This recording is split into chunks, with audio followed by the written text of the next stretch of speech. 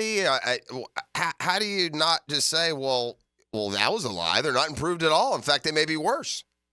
Yeah, I feel like I am completely. I would say, I guess maybe not. I don't know anything about football. I guess I came on your show and told you that I believe that this team was going to win 7 games this year. That they were much improved. That the coaching was better. Like I don't know a thing about football evidently because was the furthest from the truth. And not only are they not going to win 7 games, I'm not sure that they're going to win 3 games. Me too. That's fair. By the way, don't feel bad. We encouraged half of Jacksonville proper to bet their entire IRA on over 4.5. So, yeah, the natives will be restless and storming our castle as well. There's so many. It's just when I see the former players like yourself, and I didn't see much from you on Twitter, but I did see Alex Anzalone, Riedel Anthony. I can go down the list here of former Gator players who were just furious with Chris. Was the effort poor too? Oh, the effort was poor? Yeah. I mean, we're not talking about like getting prepared for week 7. We're talking about you knew you'd been playing in Miami for like the entirety of the offseason. So you knew exactly what you were going to be playing in terms of the quarterback. You knew what you were going to be playing in terms of offensive and defensive schemes. You knew that this was a massive game in terms of what it meant to the fans. And not only were you unprepared, you had guys that were really not interested in any sort of competition. Once things got out of hand, you throw an interception, you got guys that aren't even running to try to tackle the ball carrier. It was embarrassing in every facet of the game, man. And it didn't help too. And I'll use some poker parlance here. Like Billy Napier gave us all like a semi bluff. He had a what he thought was a decent hand, pocket tens, but he bet it and talked it like it was pocket aces, baby. We're improved here. We're better there. Our game situation manager is going to be here. We're stronger. We're faster. We're this. We're that. And then they had to turn the cards over on Saturday, and he's sitting there with nothing. And it doesn't help. And Mike Norvell ran into this a little bit too, right? Talking about how good he thought his team was. Fans get even more irked when you tell them it's going to be better, and it looks not just like it's not better, but perhaps even worse. Yeah, I don't know how much that was a bluff or that's what he believed, but I look at the coaching situation. Your job as a coach is to do 3 things. You have to recruit great players, you have to teach and develop great players, and you have to put players in positions to be successful on Saturday. So you look at the development. Clearly, these guys have not been developed. They haven't been developed in terms of their football IQ. They haven't been developed in terms of their physical. The size. They got dominated on both lines of scrimmage.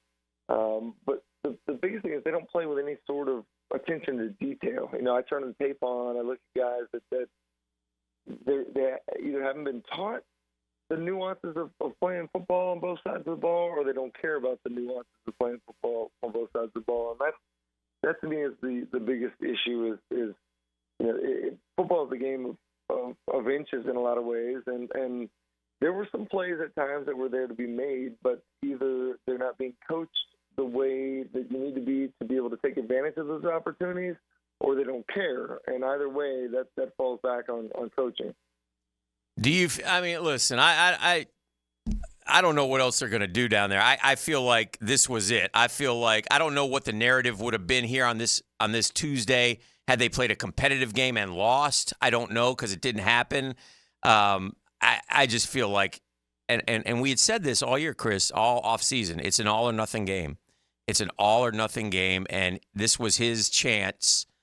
And to show progress. Yeah, and it's just not there. It's just I came on your show and told you that I didn't think that there was a particular number of wins that Florida had to have in order to for Billy Napier to retain his job.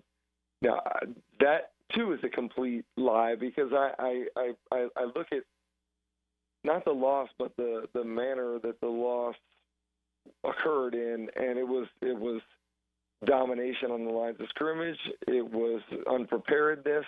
it was the same errors that we've talked about in the past, undisciplined, roughing the passer penalties that cost you 2 touchdowns. It's taking timeouts out of dead ball situations, all the same stuff, plus the unpreparedness, plus the lack of any sort of attention to detail. I mean, I think, I couldn't have been further off in terms of is this a year that Billy Napier has to win? I told you that, I didn't think there was any chance he was going to get fired short of a disastrous season. Well, the disastrous season is coming, but also when all of those things that I mentioned happened last year aren't improved, aren't fixed, it's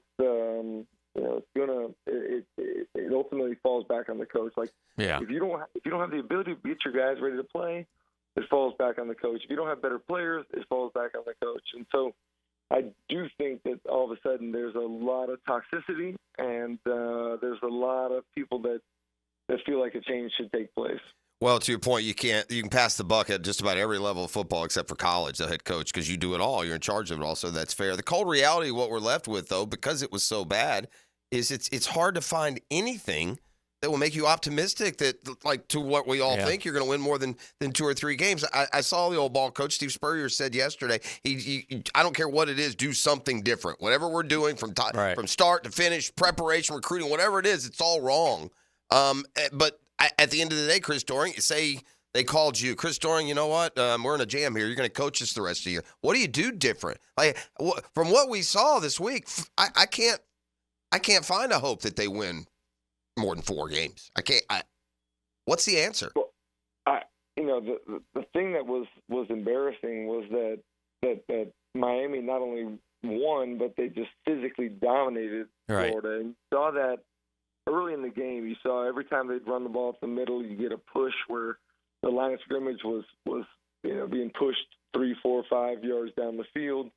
You couldn't get any pressure on Cam Ward at all.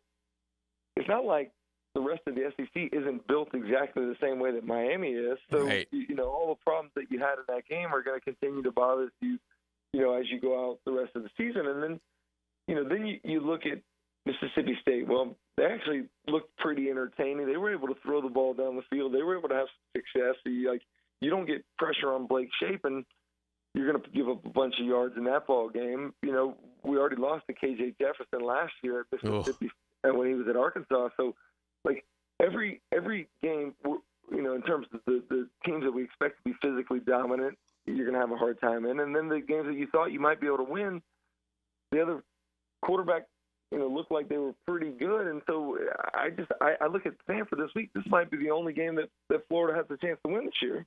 Oof. Let's wrap up with this, Chris. One of the things that I feel like, and I want your opinion on it. You're close to obviously to the school.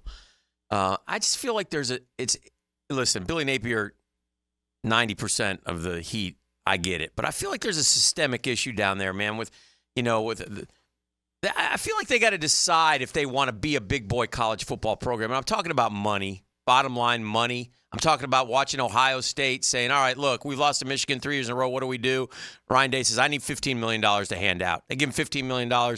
He hands it out. He gets a football team. I keep seeing I see Miami getting these 5-star offensive linemen, and we're always behind the 8 ball. We were behind the 8 ball in the facilities. Now we're behind the 8 ball in the NIL, and it's changing again. Like next year, it's going to kind of fall under the UAA. I just wonder if I really think the powers that be got to sit down there and decide: do you want to be a big boy college football team? Because I believe you can be. I know you can be. If I'm not saying you can win the Natty. But I'm saying you can be in that top 12, top 15 every year if you commit to it financially, because that's what it's going to take. Am I wrong? You just described. You made it sound like we were like, Arkansas or Ole Miss back in the day, or some smaller school. Like, we're Florida, right? Like, is that a matter of like, do we want to be in the top 10, top 15? It's like we should be in the top 10 or top 15 every single year. But you're talking about the money that it takes to be able to compete from a NIL standpoint. You feel good about bringing all those players in and being coached by a group of No. folks that really have. Yeah, like would you donate that kind of money right now to bring in play? Yeah, so like it's the same thing. Like when I look at the secondary, and the secondary doesn't have any sort of idea what checks they're on when teams motion or like being on the same page. Like I wouldn't give that kind of money to be put out there amongst coaches that aren't necessarily doing the job that I just mentioned before, developing and putting guys in position to be successful. So like I couldn't even imagine asking the folks that are going to create the collective to be able to compete with. Like, I'm in Oxford, Mississippi right now. Oxford, Mississippi, the Grove Collective is one of the best in the entire country, but they also have coaches that put guys in positions that are going to be successful. Like, I couldn't imagine giving large amounts of money to what we've seen in terms of guys that are to be unprepared for the opening game of the season. I have no idea how that can possibly Just to make it clear, I'm not talking about boosters. I'm talking about the school has the money. The school has to decide that they got to use some of their money, which they have droves of. I'm not talking about boosters giving not even exclusively. more. Yeah, I'm talking about the school's got to at some point chip in. And one other thing, while you're in Oxford, go ahead and bring home that coach too. Just whisper some sweet nothings while you're there. Everybody I've talked to has said the same thing. Yeah. I don't know if there's anybody they'd rather have as their coach than Lane Kiffin, but I mean, literally, it's Ole Miss has a great chance to win the national championship this year, and it shows when you have the right coach and the right alignment with the athletic department and the fans and boosters that care. I mean, that's the kind of success that you can have, but we're completely void of all of those things right now. At a time where we both needed quarterbacks, Kiffin got like 4 and we got none. Remember that? He kind of kept getting one after the other. Anyway, Chris, we appreciate you. We know you're busy on the road. Have a good week. Thanks, Chris. And, next week we will revel and celebrate a big win over Samford. Hopefully. We hope. We talk a lot about how they dominated Samford on that's correct. There's that improvement we were promised. That's what I'm talking about. All right. Thank you, my man. We'll talk to you next week. Hey guys, Taylor Dahl here. Thanks so much for checking out our 1010XL Florida Gators page. If you're looking for more Florida content, subscribe now. But if you're looking for some professional football, NFL content, head over to our 1010XL Jaguars page.